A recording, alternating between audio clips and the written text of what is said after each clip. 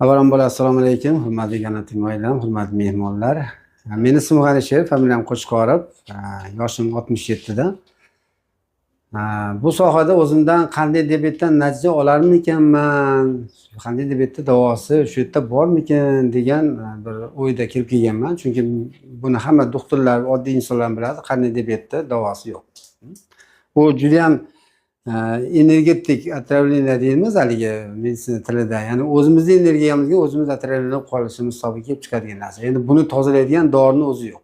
Faqat o'sha qondagi qand miqdorini pasaytiruvchi dori vositalari bor. Shularda ichib qonni pasaytirib turamiz vaqtincha, lekin hujayrani tozalab olmaymiz va u baribir sekin-sekin nima qilamiz? O'zini asoratlarini keltirish boshlagandan keyin biz uni sun'iy insulinga o'tkazib qo'yamiz. Ya'ni tabiiy insulinimizni to'xtatib yordam bera olmayotgani uchun endi sun'iy insulinga o'tkazib qo'yamiz. Va natijada inson sun'iy insulinga o'tgandan keyin shu insulin bilan yashaydi va qaysi bir asoratni insonni hayotiga nuqta qo'yib qo'yishi mumkin. O'sha o'y hayollar, o'sha fikrlar, o'sha bilimlar tasavvur qiling, mahallaga ketyapsiz, ishlaydigan it bor. Qanchalik qo'rqib ketasiz shu yerdan. Bilmasangiz yurib ketaverasiz, bormi, yo'qmi?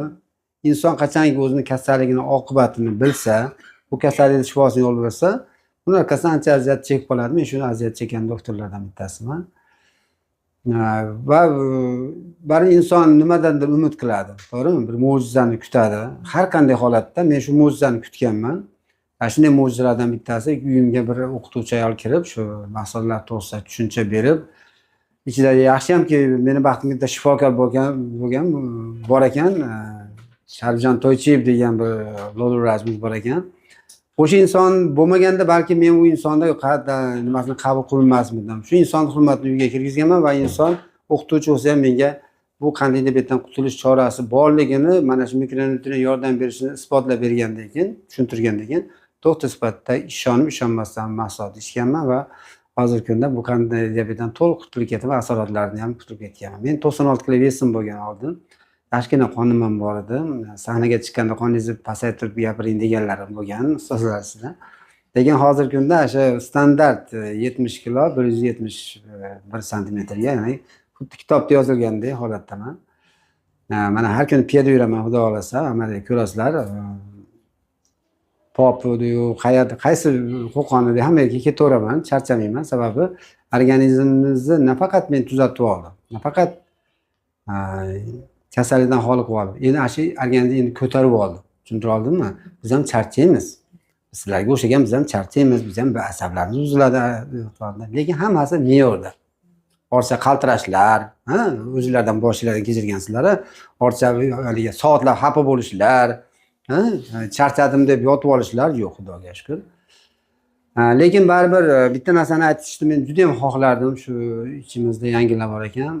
Mana shu Ganoga kelib sening eng katta yutug'ing qaysi desa, hamma o'zining dardini aytadi. Hamma o'zining dardini aytadi, ya'ni shu kasaldan qutulganligini aytadi. Lekin mendan shu gap so'rasa, mening to'ng'ich qizimdan olingan natijani aytaman. Chunki 84-yilda qizilgan. Tasavvur qilinglar, 84-yildagi qizimiz tishi og'rib qoldi, tish orqasidan og'izlari ishib ketdi, betlari ham ishib ketdi, gapira olmay qoldi. Keyin uni onkologiyaga jo'natganda, onkologlar bunda rak rivojlanganini aytyapti. Menga eng qattiq ta'sir qilgani, endi Andijonda biz qilmaymiz, buni Toshkentda qiladi, chunki miyaga yaqin deb, lekin o'zimni o'qigan bolalar, shu o'zimni tanish insonlarim shuni menga tavsiya qilib Toshkentga bordi. Bu har qanday otaga juda qattiq ta'sir qiladi. Chunki endi 3 ta bolasi bor, endi yangi uchastkaga chiqib endi hayotini tuzayotgan bir insonni o'lim bilan taqqoslab qo'yapti hali gaplar.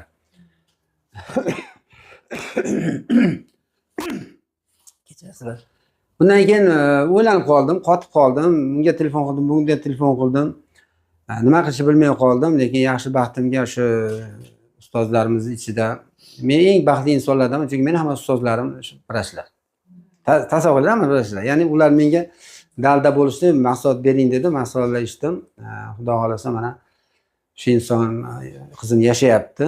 6 oyda shu darddan to'liq qutulib ketgan. Aslida 3 oyda qutulib ketdi. 3 oydan keyin men onkologga jo'natsam, o'sha ismini aytmayman endi odamni. Borgan ekan, keyin o'chirib olib kiribdi. Priyom kelgan ekan, men shu bo'zdan keldim.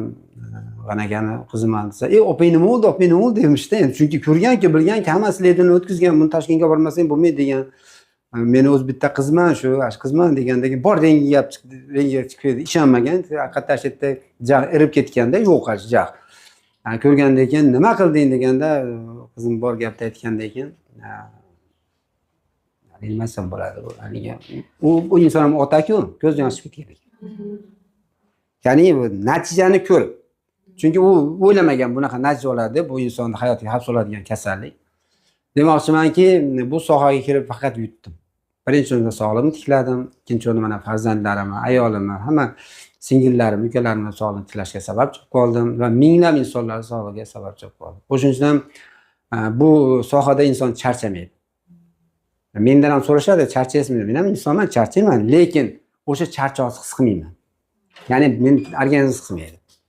Chunki bizning organizmimiz juda ham mukammal. Alloh taolo bizni juda ham mukammal qilib yaratgan. Mukammal qilib yaratgan. Lekin mana yoshligimizda hamma tabiblarni bilasizlar, mana Abu ibn Sino, Gippokratlar butun kasalliklar davolagan. Chunki ular organizmni to'liq o'rgangan. Lekin zamon shunaqa bo'lib qoldi, taraqqiyot natijasidanmi yo qandaydir o'zgarishlar natijasidanmi endi organlarda doktorlarda alohida bo'lib qoldi. Yurak doktori alohida, u jigarga javob bermaydi, lekin jigar bilan yurakni orasida shunaqa zo'r munosabat bor. Shunaqa bog'limlik bor.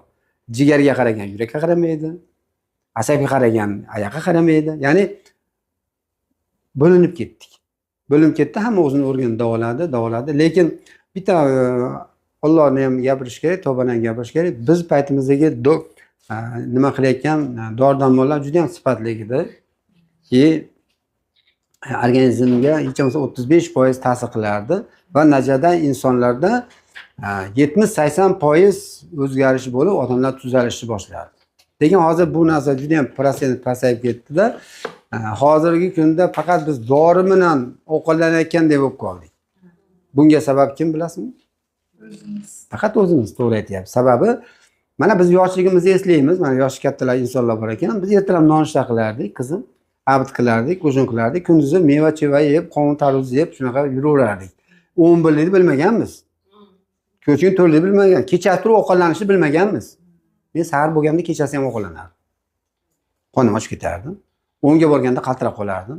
Chunki o'sha energiyani biz bera olmay qolganimiz uchun, o'sha organizmga shu narsalar yetib bo'lmagan uchun shu holatlar kelib chiqadi. Ovqat yo'rib, kam harakat bo'laverib 96 kilo bekardan kelmaydi. Bekardan keldi. Endi mana shu hozirgi holatga kelib turib, hozir kasal odam emasni topolmay qoldik. Men soppa-sog'man deb bir ayol keldi oldimga. Haligi Arab Amirlikka qatnar ekan, savdogar ekan.